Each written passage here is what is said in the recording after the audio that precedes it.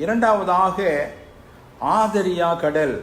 இந்த சம்பவம் அப்போஸ்தலர் 20ஆம் அதிகாரம் 10ஆம் வசனம் முதல் அந்த அதிகாரம் முழுவதும் கூறப்பட்டுள்ள ஒரு சம்பவமாகும். பரிசுத்த அப்போஸ்தலனாகிய பவுல் வாழ்விலே நடந்த ஒரு சம்பவம். தேவையில்லை என்ற ஒரு பயணத்தை ஒருவேளை மேற்கொண்டாரோ பவுல் அப்போஸ்தலன் என்று நாம் சந்தேகப்படத்தக்கதான ஒரு சம்பவம்.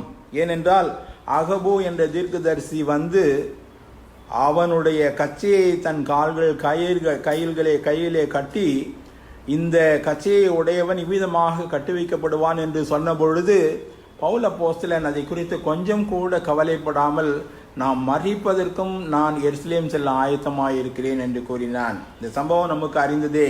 எருசலேமில் நடந்த சம்பவம் நமக்கு அறிந்ததே.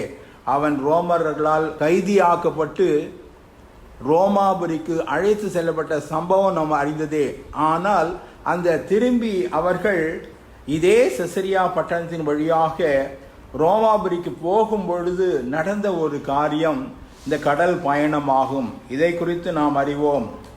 அநேக சிறை கைதிகளுடன் ஆண்டவருடைய மகனாகிய அப்போஸ்தலனாகிய ஊழியக்காரனாகிய பவுலும் கூட சிறை பிடிக்கப்பட்டவனாக நூற்றுக்கு அதிபதியினால் அவன் அந்த படவிலே ஏற்றப்பட்டு பயணம் செய்ய ஆரம்பிக்கிறார்கள். இதில் முக்கியமாக நாம் கவனிக்க வேண்டியது என்னவென்றால், ஆண்டவர் தம்முடைய பிள்ளைகளை வழி நடத்தும் பொழுது தடையாயிருக்கும் தடைகளாகிய தண்ணீரை பிரிக்கத்தான் செய்து காப்பாற்றுவாரோ, அல்லது அது இல்லாமலே காப்பாற்ற அவரால் கூடுமா? இந்த ஒரு சம்பவத்திலே நாம் பார்ப்போமானால் ஏறக்குறைய 15 நாள் பிரயாணம். அது தத்தளிப்போடு உயிரோடு நாம் கரை சேருவோமோ என்று இரவு பகல் தெரியாமல் தங்கள் தளவாடங்கள் தாங்கள் வைத்திருந்த அனைத்தையும் அந்த கப்பலிலிருந்து எடுத்து கடலிலே போட்டு எங்கு திசை தெரியாமல் தவித்த ஒரு பயணம் இது.